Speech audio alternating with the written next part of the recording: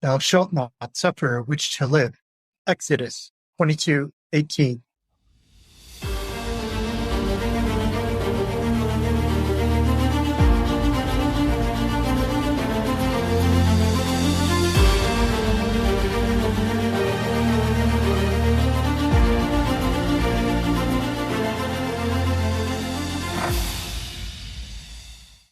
Welcome to another episode of Thou Shalt Not Suffer, the Witch Trial podcast. I'm Josh Hutchinson. And I'm Sarah Jack. Today we get to talk to Malcolm Gaskill about his new book, The Ruin of All Witches. Because you love the show, share it with your friends, family, and followers. It's in the rearview mirror. Thanksgiving's coming up. Looking forward to spending this month of thankfulness with you through several episodes. Even if you're not one to do a big holiday feast, feast on some knowledge this year with your copy of The Ruin of All Witches, which you will forever cherish. And trade your dessert out for another episode of Thou Shalt Not Suffer. Let your friend have that last slice of pie. We're so excited to share this discussion with you today in this month of sharing. You'll feast on the wisdom of Malcolm Gaskill and learn about a truly wonderful book, The Ruin of All Witches. I'm excited about that too, and I'm also excited about hearing some history from you. Today I'm going to talk about the Connecticut River Valley. Springfield was the northernmost town of the early settlements. They were heavily connected to each other through trade and movement of populations. And they had another thing in common too, which was they all had witch hunts around the same time. Between 1647 and 1663, witch hunting was in fashion, unfortunately, along the Connecticut River. Thanks for sharing that, Josh. I'm sure many listeners are finding out, maybe for the first time, about the witch trials outside of Salem. You're welcome. I know that they will learn something today from our next guest. I am happy to introduce Malcolm Gaskill, Emeritus Professor of Early Modern History at the University of East Anglia. He is unquestionably one of Britain's leading experts in witchcraft history. His works include the highly acclaimed Witchfinders, a 17th century English tragedy, and Between Two Worlds, How the English Became Americans. Today we have the fortunate opportunity to spend this episode with him, digging into his just-released, unmatched, New England witch trial book, The Ruin of All Witches. It has reached the top of the Times paperback nonfiction bestsellers list in the UK and is now number 2 in the Sunday Times. It will certainly be an equally high growing demand in the United States. The publisher describes The Ruin of All Witches as a gripping story of a family tragedy brought about by witch hunting in Puritan New England that combines history, anthropology, sociology, politics, theology, and psychology. You will be gripped by his telling of our important witch trial history as you are held fast by every page. So let's take advantage of the time we have with him and jump into this real-life fairy tale. What drew you to this subject for a book?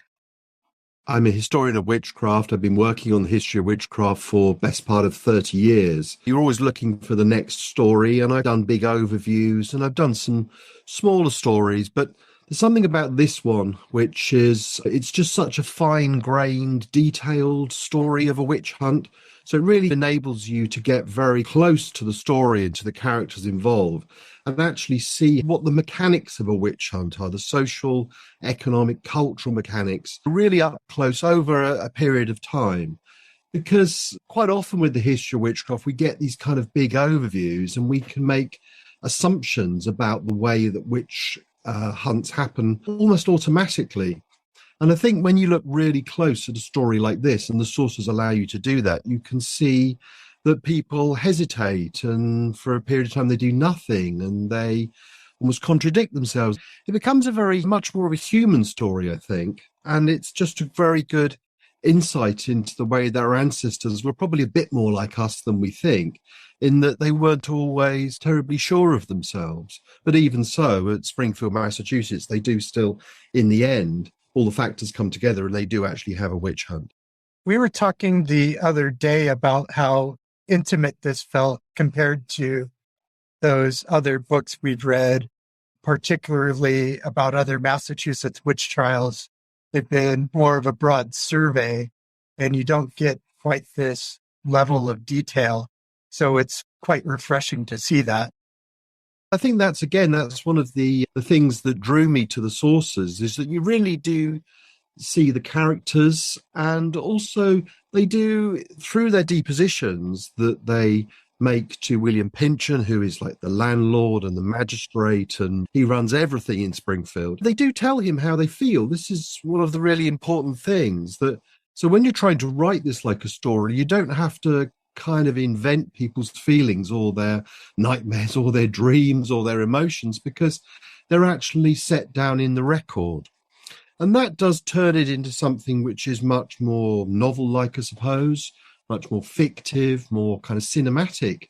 Those things were always there in all those other stories that you read about in the history of witchcraft, but you're just not always able to get down to ground level and actually peer into people's homes and listen into their conversations and really get that, as you say, that very kind of intimate sense of what these people's lives were like, and the ways in which they felt vulnerable, and the ways in which they felt afraid, and the way that they acted upon those fears.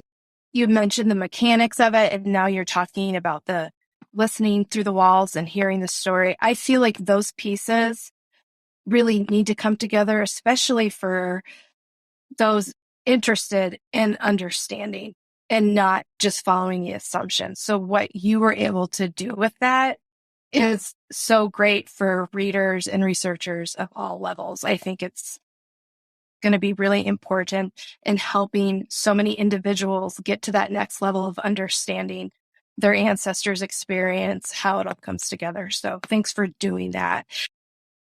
It's a pleasure. Thank you very much. I'm glad that it works, because, of course, you sit for a long time with the material and writing, and in the end, you talk yourself as a writer about whether it's really working. But I think the response from readers like yourself so far has been quite gratifying, that does come across. And it isn't just that we are somehow entertained or titillated by the intimacy of these stories, but actually it really does teach us something about the way that witch trials did take place. And actually also, I think, why quite a lot of the time they came to nothing. And that's almost a counterfactual, isn't it, in the history of witchcraft, that it's how do witch trials not happen? Because actually most of the time there are these preconditions there, but they just don't ever quite come to fruition. And the hesitancy in the characters in Springfield in the middle of the 17th century, I think, demonstrates the way that our ancestors are not these kind of crazed, hysterical automata who just naturally blame everything on witchcraft and then accuse the first person they don't like the look of. It's a much more slow, smouldering process towards an accusation. And even then, it's actually, as the book demonstrates, it's actually very difficult to make your suspicions come off, to turn them into accusations and to turn them into a prosecution and a conviction. We end up with a picture where almost everybody believes at some level in witchcraft, but the way in which those beliefs translate to a conviction where a witch is actually executed is an extremely tortuous and long and difficult path.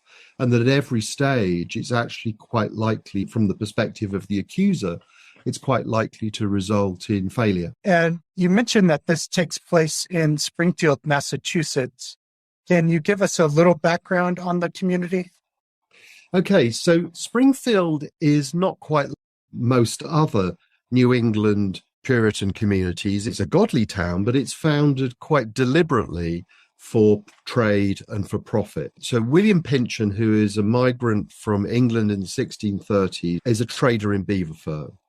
And he realizes that actually it's one thing to conduct trade on the eastern seaboard, But actually, what you really need to do is to go 100 miles west, get yourself into the Connecticut Valley, get high up the Connecticut River, and actually then you can receive the beaver fur from source from the Native American trappers.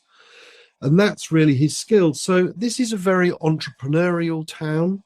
It's a town which is built up from scratch by Pynchon, attracting the kinds of migrants that he needs in order to make his town function like a middle-sized English town of that time, where you need a division of labor, where you need farmers, but you also need cobblers, and you also need barrel makers, and you need tailors and everything, because everybody needs to be a cog in the machine to make it work. It's a kind of almost artificially constructed community with Pynchon at the head of it. And it's remote from Boston, which is the center of government.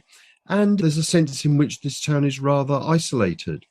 And of course, there are other towns up and down the valley at this time. These people don't seem to like each other very much. There's a lot of conflict and tension between these communities. You certainly shouldn't get the idea that just because they all come from England, that somehow there's some sort of national fraternity between these people. In many ways, it's the opposite. It's the fact that they are actually very close to each other and in competition for resources and authority and trade and all those things. And so that if you go back to John Winthrop and the ideals of the city on the hill, the ideas of Christian charity that John Winthrop and the Great Migration of the 1630s was supposed to transplant in America. Rather ironically, these seem to be rather grasping, selfish, avaricious individuals and communities who are at war with their English neighbours, at war with local Native Americans, at war with the Dutch, and even within Springfield itself, as we discover in the book, that actually at war with one another within an individual neighbourhood. So there's some of those ideals of Christian love, Christian charity between neighbours are really rather turned on their head, because actually they seem to be rather selfish and actually have a lot of animosity for one another. That makes me think about how Mary Lewis, I was thinking with the turmoil in her first marriage and then the church body that she was a part of, she was excited about her future, excited about her faith again, and she decides to go to New England.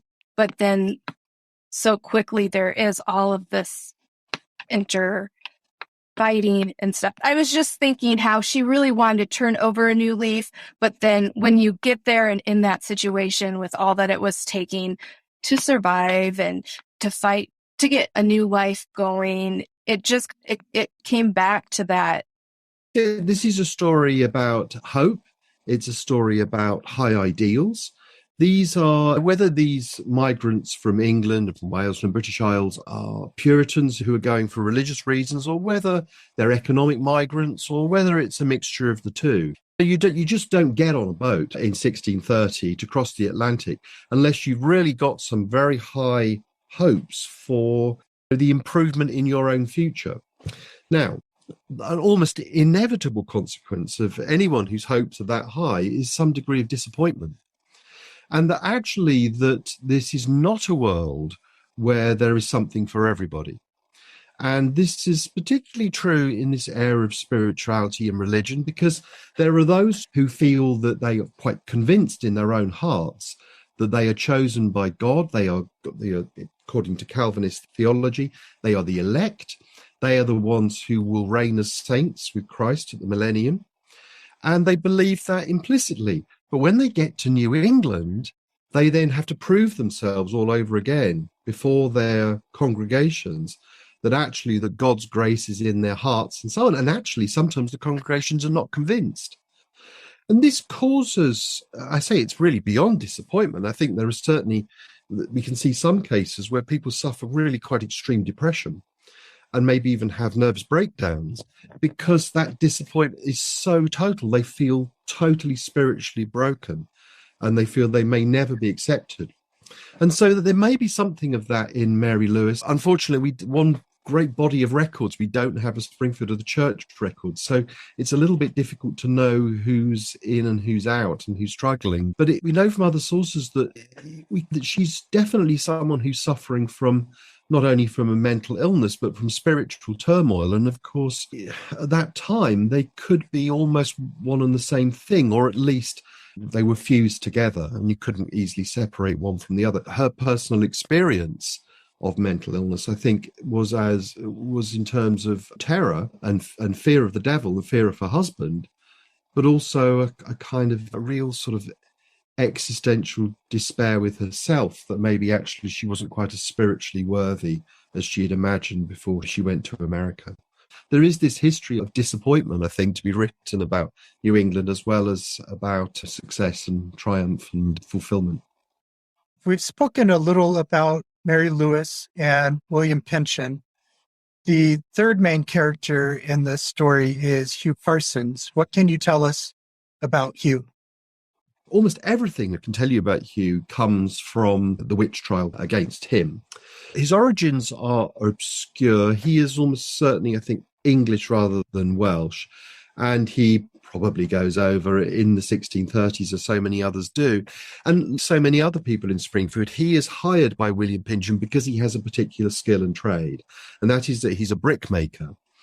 Now, in Springfield at this time, there are some who have a little bit of disposable income, want to differentiate themselves from their neighbours, want to show off a bit with some conspicuous consumption. And the way that you do that in this kind of timber-built town is you build yourself a brick chimney, which is a status symbol as well as being something that's practical, that stops your house being burned down, because the others have wooden and mud chimneys. Anyway, so that he has this particular skill. So Hugh Parsons arrives in Springfield in 1645 with a certain amount of authority and power. And actually, that those who want to order bricks from him and get them to build them in chimneys, well, you know, they're sort of at his beck and call. And of course, he falls out with them. He falls out with nearly all of them. And that this is a great source of friction in the town, which contributes to an impression of his character, which is, let's just say, it's more than negative. They despise and fear him. And he threatens people. So he is someone who doesn't fit into the community ideal. However, by the time really the more repellent aspects of his character become apparent, he has already married Mary Lewis. That's not a spoiler. And they're trying to build a life for themselves. But this is a life which, as for so many colonial families, was an extreme struggle. But there's something about the chemistry, this sort of toxic chemistry between their hopes and ideals and ambitions and their kind of underlying character, I think, which means that they will come to the worst kind of friction with one another as husband and wife, and together as a household will come into the worst kind of friction with their neighbours. And speaking of Mary Parsons, there were two similar names. There's Mary Lewis Parsons and Mary Bliss Parsons. What do we need to know about that? The first thing you know is it's incredibly annoying and confusing that people have the same names when you're trying to actually separate. I mean, no novelist would ever do it. It would be madness. But there we are. There are two Mary Parsons. There's Mary Lewis Parsons and there's Mary Bliss Parsons. Now, that we do need to talk about them both, and I do talk about them both in the book. I talk about Mary Bliss Parsons quite briefly, but she does need a mention. So that Mary Bliss has her family come from Devon in the west of England, and she ends up in Springfield. She marries a man called Joseph Parsons, who is, as we say, no relation to Hugh Parsons that we can determine. And that from about 1649, it's a bit obscure, but about 1649, it seems that actually she starts to deteriorate, as so many women do after her child dies. We sometimes have this idea that people in the 17th century, child mortality was so high that women didn't care particularly, or, you know, when their children died. This is a complete myth, and that women suffer extremely emotionally when their children die. Her behaviour becomes erratic and very strange. She starts leaving the house at night, causing her husband incredible consternation and fear and anger, actually. She starts being able to find lost and stolen goods. Now, back in Old England, this is what you would call a cunning woman, a kind of witch, a white witch, but still someone who seemed to be using powers that were not entirely natural. Now, her husband locks her in the cellar to try and stop her getting out, but this just course, antagonizes her tremendously. And she thinks she's locked down in this cellar with spirits. She feels that she's imprisoned in a world of spirits. And she even actually hallucinates, she's washing down by the brook, and she hallucinates this row of rag dolls, this incredible horror film moment where this row of rag dolls comes towards her. And actually, that so far, she's not accused as a witch, but she will be, because it's like this world of negative spirits follows her around, so that in the end, the Parsons, they leave Springfield and they go and live in the fledgling community of Northampton. And what happens there? They fall out with their neighbours. The suspicions of witchcraft against Mary Bliss Parsons now divides the town. She is finally accused and tried for witchcraft. Goes on right into the 1670s until she is finally acquitted. But you see the way that just suspicions and feelings of witchcraft, you can follow a person around for their entire lives. And I think in her case, almost certainly connected to some kind of psychosis, which, of course, within this rather spiritually polarized community is interpreted as some kind of demonic relationship. And so it's, although that there doesn't seem to be any kind of obvious family connection between Mary Bliss Parsons and Mary Lewis Parsons, or between Joseph Parsons and Hugh Parsons, that actually that the story of Mary Bliss Parsons does contribute to this sense in Springfield that the devil is hovering around, and that there are people in the community who, through a kind of frailty in their own hearts, is inviting the devil in. And so that successful again from the point of view of the accuser, successful witchcraft accusations are ones where there is a consensus that is at least plausible that people might actually be dealing with Satan. And here we see that cases like this, which are not directly related to the accusations against Hugh and Mary Parsons, are part of a climate of opinion, part of an atmosphere where the devil is insinuating himself into the lives of ordinary people and making it seem that this New England community is under some kind of external demonic attack, perhaps particularly because the people there have been set this task by God to thrive out in the American wilderness, and that they just simply can't live up to it. And that sense of shame and guilt that comes with that sort of failure to live up to God's covenant creates the sort of despair that makes the idea of witchcraft absolutely plausible in their lives. You said that in addition to suspicion, there are certain other preconditions that need to be met before someone is formally accused of witchcraft. So I'd like to get into those some now. Did part of the tension have to do with the civil wars going on in England? It's a very good question. I always tend to think about the causes of witchcraft accusations in terms of spheres. You've got this very small sphere at the centre, which is perhaps the individual human heart. And then there's one around it, which is the sense of the self. And then you've got the family, and then another sphere around the household, the neighbourhood, the community. So you're always like layers of an onion, say. You're always working outwards or inwards. And that actually each one of these layers is connected to the one within it, but they're on different scales.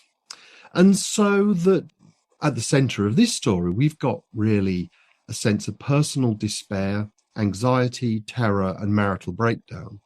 But one of the spheres or layers of the onion, whichever you prefer, which is right at the outside of all this, is the sense of a Puritan transatlantic world which is being turned upside down. Maybe not actually even particularly Puritan, but the period of the Civil Wars is incredibly important because we sometimes think of the British Civil Wars as being, it's a kind of a set piece from the past where people wear funny costumes and, it's a sort of, you see reenactors doing this kind of thing in England.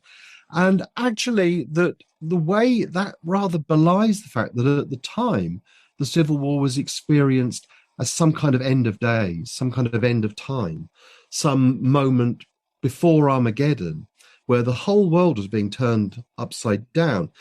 Now, the Springfield story really takes off in 1649. That's the year in which Charles I, the King of England, is executed. Now, the execution of the King of England is, even for those who were on the side of Parliament during the Civil War, just for listeners, just in case, just make sure everybody knows that there are royalists versus parliamentarians, those who side with the king and those who side with Parliament. But even parliamentarians are shocked by the execution of the king. People who are constantly asking themselves, what is God's will, are forced to ask themselves, did God really want the king to be executed? Now, the likes of Oliver Cromwell and those who signed the king's death warrant are quite sure that they are doing God's will. But there are many who start to think that God put this king on the throne, God ordained monarchy. Are we doing the right thing getting rid of it? And I think that does contribute to a sense of anxiety and turmoil. And we should, of course, also remember that those settlers in New England, in Springfield and right across Massachusetts and Connecticut, throughout New England, everybody's got some relatives in England who they're still in touch with. Many of them go back to see them. About 1 in 10 men in New England go back to fight in English regiments, mostly for Parliament. So there is this traffic, physical traffic of letters and books and ideas that's going back and forth across the Atlantic.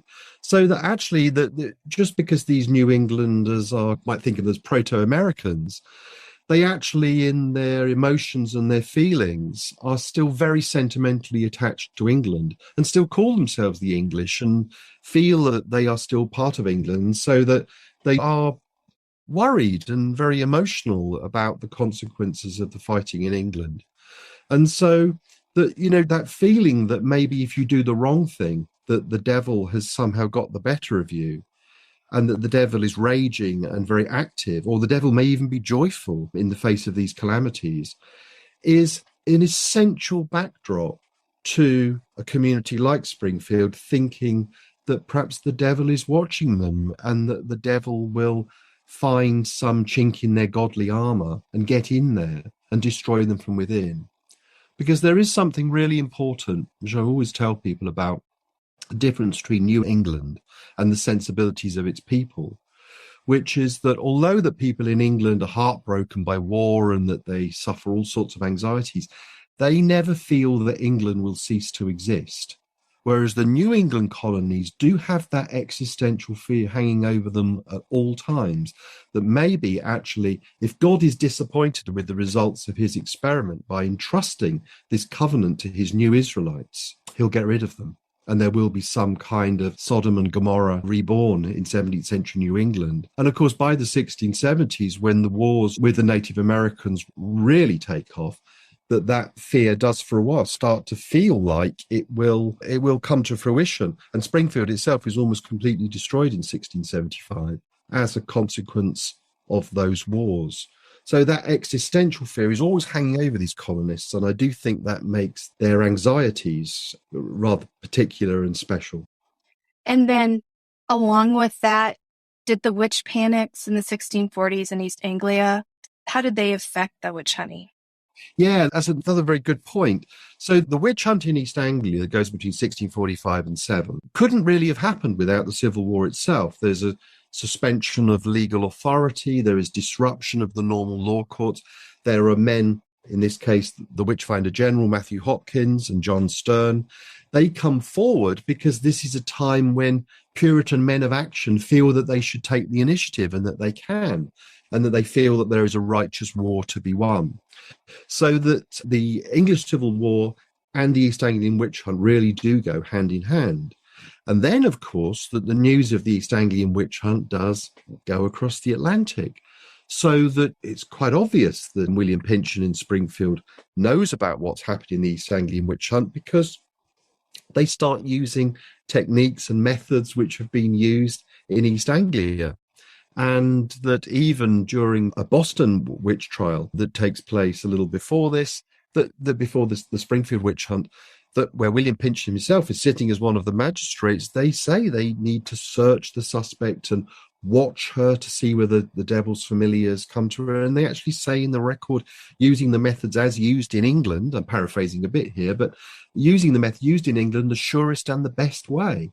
So they're feeling that they're very much of this kind of witch finding moment that's going on in England, and they're going to try to conduct their witch hunt using similar kinds of illegal methods, but ways in which they feel that they can expose a crime which otherwise was being concealed by the devil. But again, I think that all witch hunts, whether they are within New England or whether they're coming across from England or even news coming from continental Europe, that witch hunts to some extent do breed other witch hunts because they increase the sense, not just that the devil's out there, but that there are actually people who are engaging with the devil and that they are witches and that these witches can be stopped. So that if for a crime where people naturally lack confidence, success in witch trials gives them some of the confidence they need. It creates fear, but it creates a degree of confidence actually that we can do something about it. So we've addressed some preconditions, some layers of the onion. How did New England's economic and social difficulties impact witch hunting? One of the things that's interesting about witch hunting is that I think working backwards from the Crucible and the Salem witch hunts of the 1690s, there's this sense in which Puritans are predisposed to accuse everybody of having the devil in them, accuse witches left, right and centre. But for the first 20 years or so of permanent settlement in New England, there are just about no witch trials at all. There are different theories and different ways of explaining this, but one theory, which is the one that I think speaks most to me, is that if you go back to England and see what creates the kinds of tensions that then make witchcraft accusations trials happen, they are really about economic conflict between neighbours. They are about competition for resources. They are about overpopulation. They are about anxieties about the poor and difficult feelings about charity. The point about going to America was because England was full and America had lots of land and all it needed was labour, and actually it didn't always work out this way, but that was certainly one of those underlying feelings. Somewhere like Boston, originally, when they arrived, 1629, 1630, there is very little there. There is lots of land they can develop. Boston, by 1635, is full, and they have to actually start radiating outwards, because if you arrived in Boston, you don't get some plum piece of land in the centre of Boston, you get moved out, and that's why satellite towns have to be founded. It happens in Springfield as well later on. And lots of little towns get formed around it because that particular piece of land gets full up. But before it gets full up, you get social conflict between neighbours. You get poverty. You get problems about poor relief. You get beggars. You get theft. You get all sorts of crime. And actually, these are some of the ways in which New England starts to resemble Old England quite quickly, and not in a good way. But actually, you get some of those problems. And when you get those kinds of economic preconditions, not macroeconomic conditions, but economic conditions within a community which are problematic, if you've got a belief in witchcraft as well, then you create the kind of tension between neighbours where they start to suspect that maybe someone else is trying to avenge themselves or get the better of them using some kind of demonic power. And once that seed of an idea is planted, that it is almost inevitable you get witchcraft accusations. So, of course, you do get these very English-type accusations in New England. They just take a little bit of time to develop because you need the right kind of economic problems to develop within a community to allow them to happen. And what was the situation in Springfield when the witchcraft accusations began there? Had there been enough time for that all to develop? Yeah, it has. I think that actually Springfield doesn't need all that time because it starts off already quite competitive. So that these are, as I said before, this isn't a transplanted Puritan congregation, which was the nucleus for so many New England communities in Massachusetts during the 1630s. It's built up from scratch in a very small way initially, but it is rather artificially constructed so that the people that go there, or rather the people that William Pynchon, who attracts there, are, I think, already predisposed to want land and to want authority When you trace the relations between these neighbours, way after the 1649 to 51 witch hunt, when you go into the 1670s and 1680s, you get the same people, or you get their children, are in the same kind of loggerheads with one another over issues typically of work and money, authority and land. And so that I think it is perhaps a more competitive place, perhaps from the get-go, than some other communities, because it is almost designed that actually that people will fight with each other. And I think this isn't a godless place of saying this is a place where Christian charity and Christian worship and Christian piety are extremely important. But that creates its own kind of friction, because for individuals, inevitably, if you're grasping avariciously for your neighbour's land, in your heart and in your mind, you are already at odds with the ideals that are being set down for you. And they are actually ideals, I think, that people take very seriously. And so that the consequence of that are feelings of guilt and shame, as I've said, and that they are exactly the kinds of emotions that the devil would revel in and maybe actually encourage and exploit and so on. So I do think there is something about Springfield which is unusual. And for that reason, I think it does. If there hadn't been a witch hunt in Springfield, but I'd known everything that I know about its economic and social and religious conditions, I'd be asking myself, why not? Because it's just the conditions, I think, are right. And particularly, as happens at Salem later on, the fact that there is a sort of a wobble or a wavering about their legal authority. And William Pynchon becomes a slightly less, I think, reliable natural leader than maybe actually people thought that he was. And that does, for people who feel themselves out on a limb anyway, to lose that faith in their strong leader is actually a rather destabilizing thing. In the book, you say that witchcraft is an expression of disorder. How was that? Witchcraft is lots of things. It is a belief and it's a fear, but it's also an ideological emblem. And you get sermons and you get political tract and you get poetry and plays and all sorts of literary forms that draw upon the idea of witchcraft as an ideal world inverted. So that you get witch trials, as we've discussed, during the English Civil War, but that's not just a crime which is generated within communities, which results in legal trials, but it actually it feeds into propaganda, for example, that, of course, in Puritan East Anglia or in Puritan New England, you're going to get witch trials because the people there are so hypocritical. Or the Puritans will say, of course, we're going to get witch trials here because we are so holy and so pious. This is where the devil will try and do his damnedest. So that actually you get this kind of toing and froing about witchcraft as an emblem, an idea of perfect disorder in gender relations, in social relations, within a church, within a community, within a state, and so on.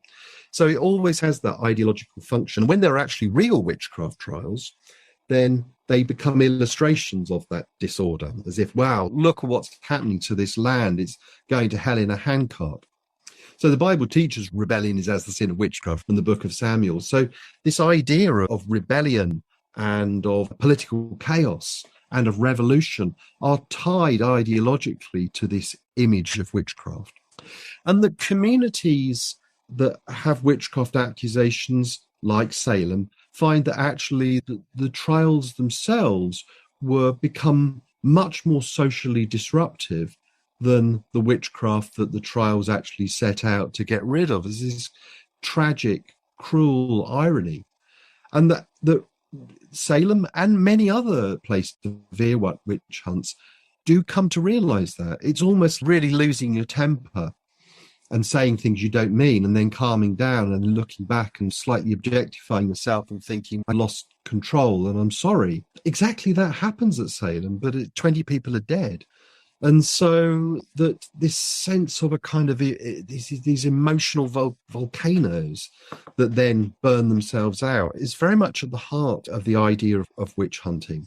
So that witch hunts sometimes when I say feel like a good idea, I'm not even sure people are that consciously thinking about it.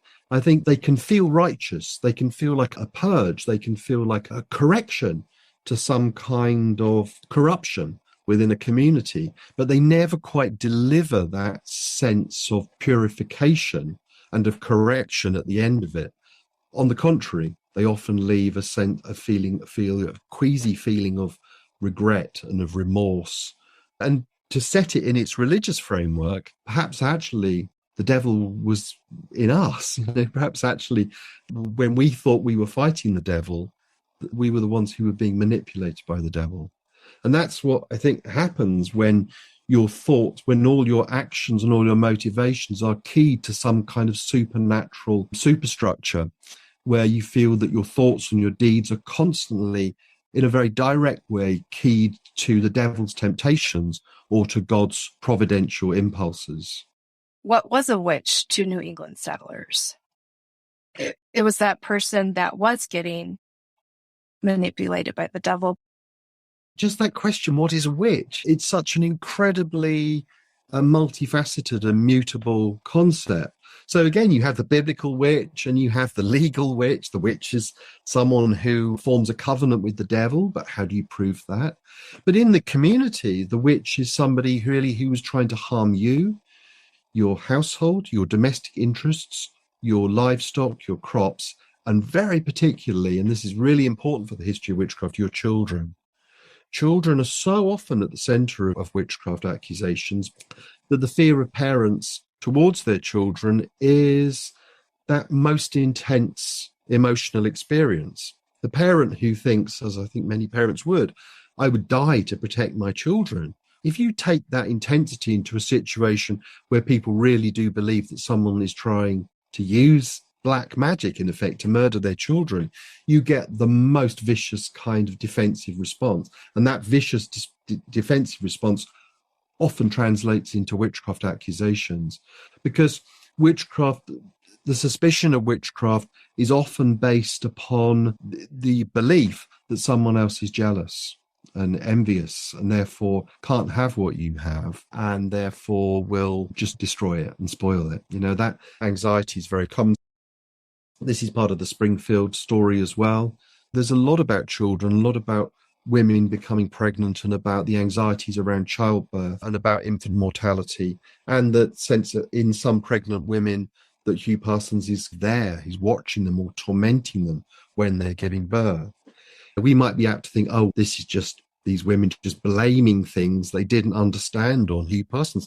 They understand perfectly well about the birth pangs of giving birth.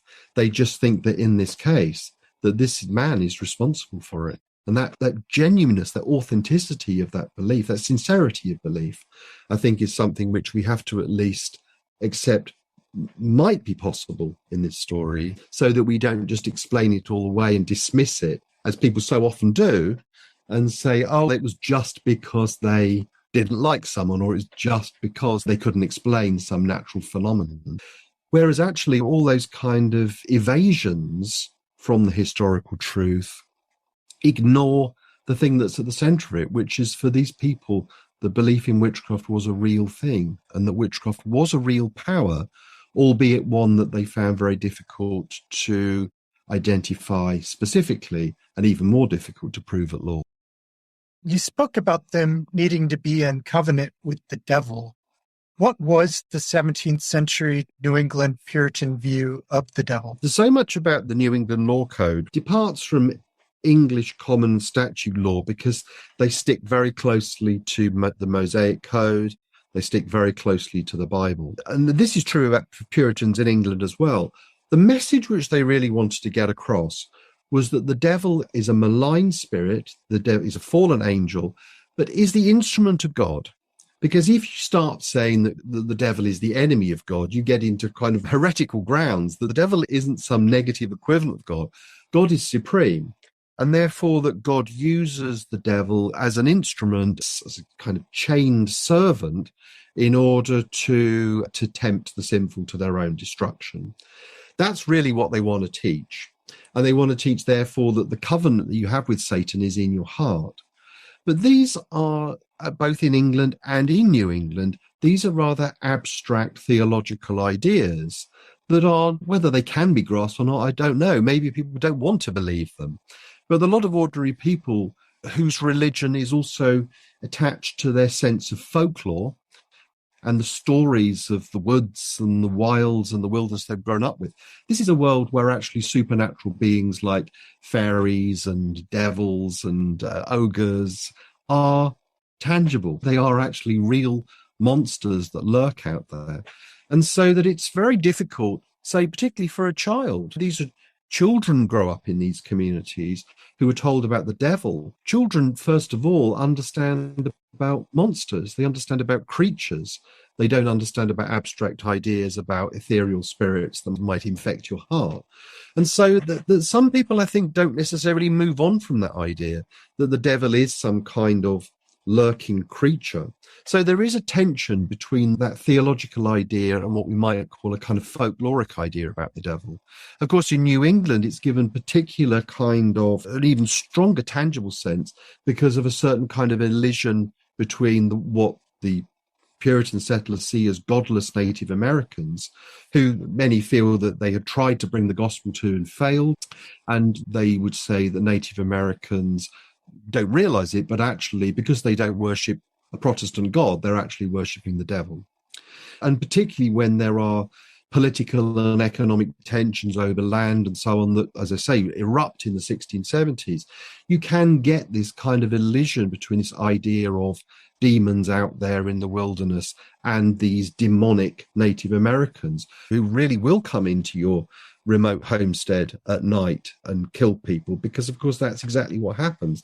And those stories are terrifying, and I think do terrify children. There's certainly some evidence of the fear of adults at Salem in the 1690s stems from traumas that they experienced as children during those native wars of the 1670s.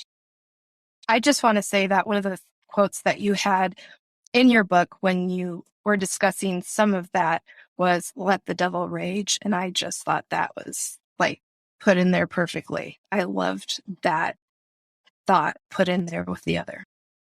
I think the thing about the devil raging is that the devil really rages when he feels he's being fought, when he's being faced down. So they said really at the early days of the Reformation that as soon as Martin Luther and the other early Protestants in Germany in the 1520s exposed the Pope as Antichrist, then the devil had to start raging because he'd had a free ride. If you can install Antichrist as the head of the Christian church, then the devil doesn't have to do anything. But the Protestant reformers and the Puritans who go to New England particularly, they feel that there is a shape to this battle that they're fighting. They feel it has a beginning, middle, and an end. And the end will be their righteous victory over Antichrist, and they will get their heavenly reward. And so to think of it in those terms, of this being this series of battles as part of a drawn-out war, then actually we feel that they really do feel, and this is probably true of the witch finders of East Anglia, they feel like they're fighting Satan in the way they can. They can't fight Satan literally hand to hand, but they can fight those who have truck with Satan. And that is sometimes difficult for us to grasp because all we can see is barbarism and cruelty and persecution. But if we're to try to, rather than to judge it, but if we, as historians, to try and understand it, which is not at all to, as I say, to exonerate or make excuses for, but if we actually try and understand it, I think that sometimes the motives which seem barbaric to us were more sincere because they took very seriously the idea that there was a war, not just that they could fight, but that they actually felt it was their duty to fight. In their fight, they took action against suspected witches. What was the penalty for witchcraft in Massachusetts Bay Colony, and what was that based upon? Okay, so the Massachusetts Bay does follow English common law. The penalty is hanging. Now, hanging in this world was extremely unpleasant. It didn't break the neck. This is where you strangled to death at the end of a rope. We're much more familiar with the mass kind of bonfires, the burning of witches, which was certainly true in Scotland and was also true in most continental inquisitions. But you get different legal systems that have different consequences. But the witch hangings are sensational events where mass crowds would turn out to see them. But they were comparatively rare because the legal process didn't hurry people. Again, this is a sort of a myth that we have, where as soon as somebody's suspected, they're hurried along to their execution. The legal process actually more works towards acquittal than it does towards conviction. And this is one of those surprising facts. But even those people who did find themselves being acquitted, it wasn't necessarily the case that they just then slotted back into the community. I think that there's a whole history of witchcraft that isn't very well documented, which is actually what happens after unsuccessful trials, after acquittals. Where do people go? How do they go? How do people treat them after that? Are they sorry? Are they ashamed? I think a lot of the time the people actually do have to go, because it's just too awful and awkward to live amongst the people who actually tried to have you executed and failed. How can you look someone in the eye who was actually very happy to see you executed the day before? So I think that, and of course, in the Springfield story, that people, well, like Mary Bliss Parsons, that they don't stay in Springfield. They do go to Northampton, but as is so often the case, your past follows you around, and it's much harder to make a clean start than maybe they think, because actually the rumours begin. And of course, this happens to one of the other characters in The Ruin of All Witches, a woman called Mercy Marshfield. And she arrives in Springfield for family reasons from Windsor, further down the Connecticut Valley. And it's not long before the rumours start. Mary Parsons starts saying, oh, she's brought the devil with her. Now, this all massively backfires against Mary Parsons. In this case, interestingly, it doesn't mean that everybody starts whispering about Mercy Marshfield and then Mercy Marshfield is accused of the witch. Actually, on the contrary, it all blows up in Mary Parsons' face and it works against her. But just that insinuation of the idea that somebody might be bringing the devil with them, I think shows us that it's very difficult just to arrive in a new place from somewhere else and for nobody there to know nothing about you whatsoever. You said in your book, witches are paradoxically everywhere and nowhere, which made prosecuting them so urgent and so difficult. So there's some very interesting anthropological work about this, about the way that witchcraft exists in tribal communities today, or certainly in recent years. And they have this idea too, this idea that everybody believes in witchcraft. Everyone's afraid of witchcraft. Witchcraft is all around. But nobody can quite pin it down on anybody. It's always glimpsed out of the corner of your eye. It's always a feeling about somebody that you wouldn't quite like to translate into pointing the finger at somebody. And that's really what I meant by that. It's the idea it is absolutely all around, but that doesn't mean to say, and again, it's one of those cliches, I think, of witchcraft, that witchcraft was all around, and that meant that everybody's always pointing at somebody else and accusing them because they don't understand or explain things, and they don't like people and so on. Actually, most of the time, they do nothing. And the problem with doing nothing in history is it doesn't leave a lot of records. We don't have records of people doing nothing. But I think we have to assume a lot of the time that's what happens in the history of witchcraft, because it stays as a kind of ethereal abstraction, not just as an idea, but even something that you feel about somebody. Because witchcraft is always about fear as well. If you're frightened of somebody in your community, you don't stand on a box and point the finger at them. You stay out of their way. And so it's an important thing with the history of witchcraft, I think, just to use our imagination about what we would do. How would we be? Now, we're not absolutely the same as them. Of course we're not.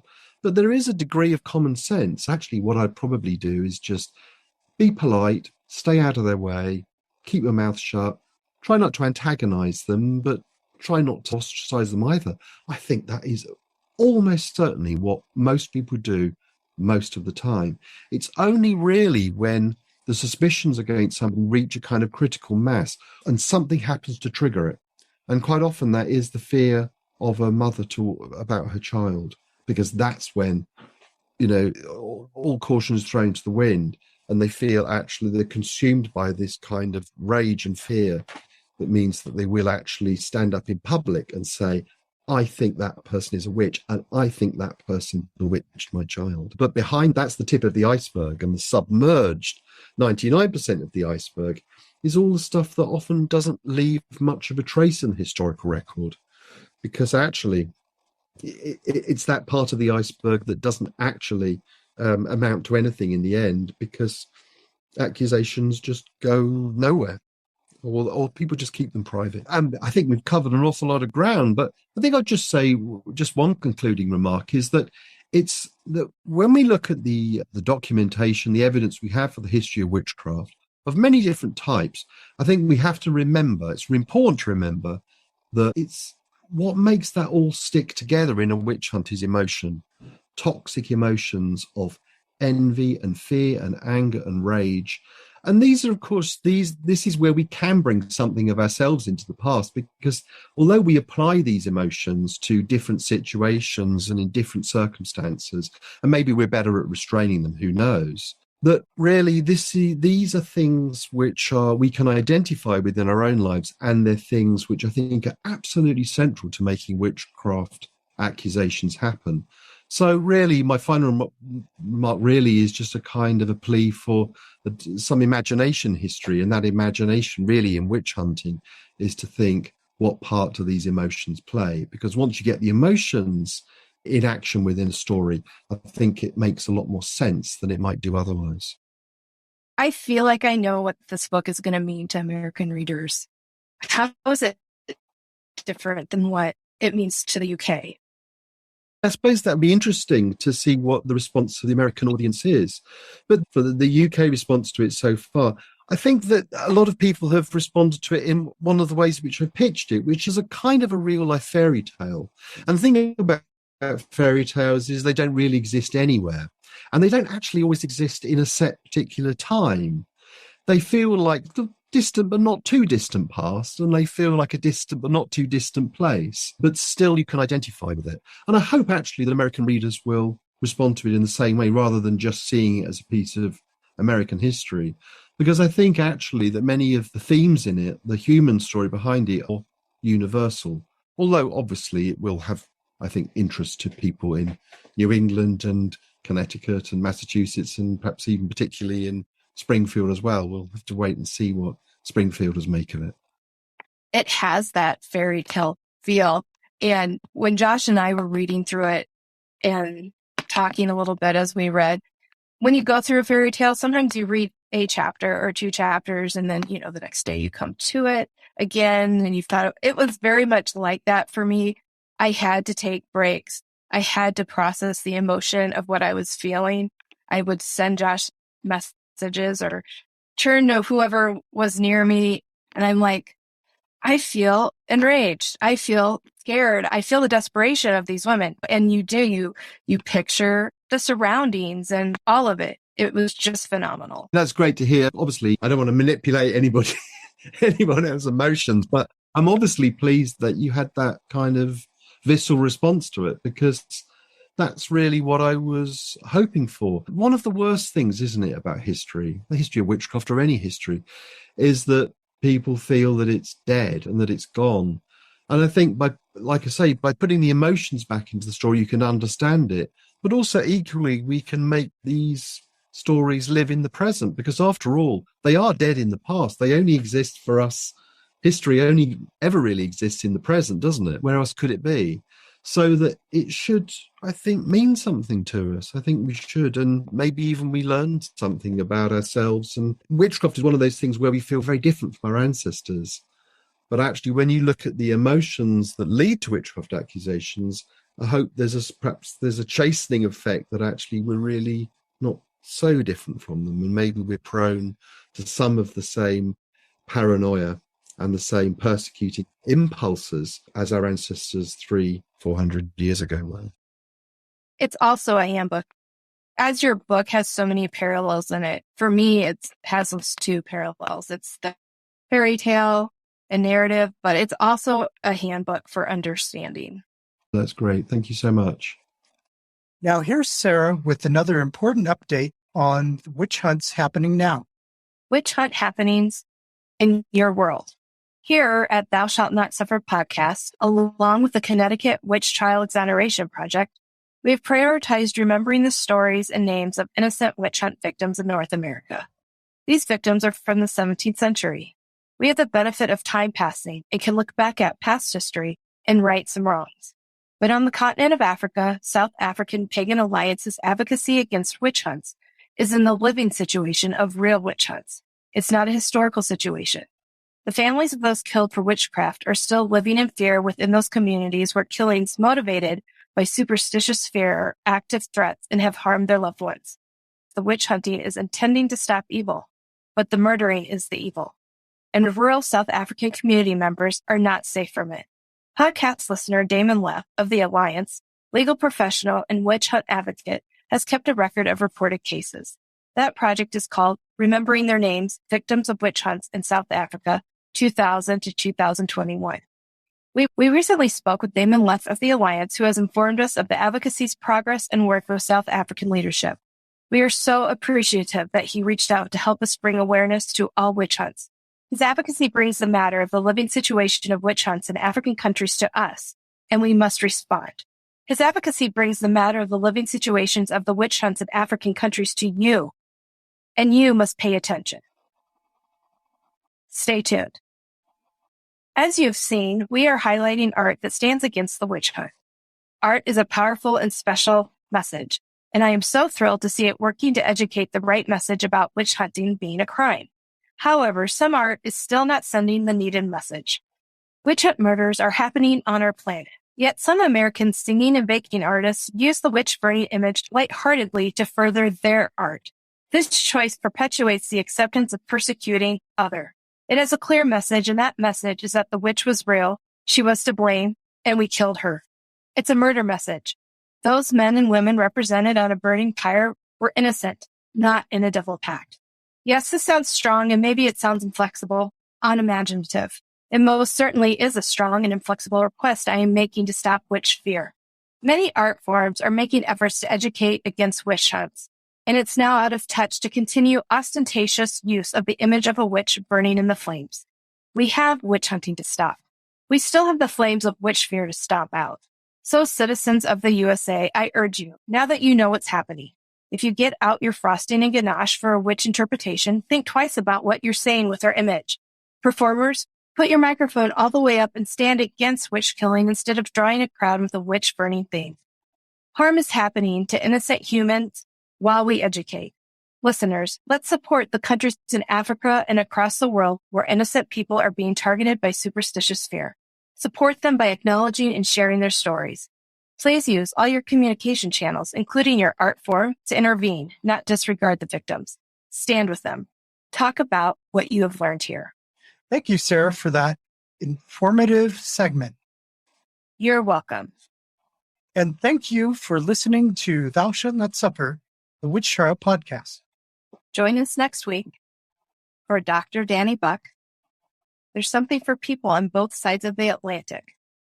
Something for William and Joanna Town descendants. And we'll be comparing Great Yarmouth to Salem. Dr. Danny Buck studied under Malcolm Gaskill. Like, subscribe, or follow wherever you get your podcasts. And visit us every week at thoushallnotsuffer.com. Remember to tell all your friends, family, co-workers, and neighbors about Thou Shalt Not Suffer, the Witch Trial podcast. Goodbye for now. Have a great today and a beautiful tomorrow.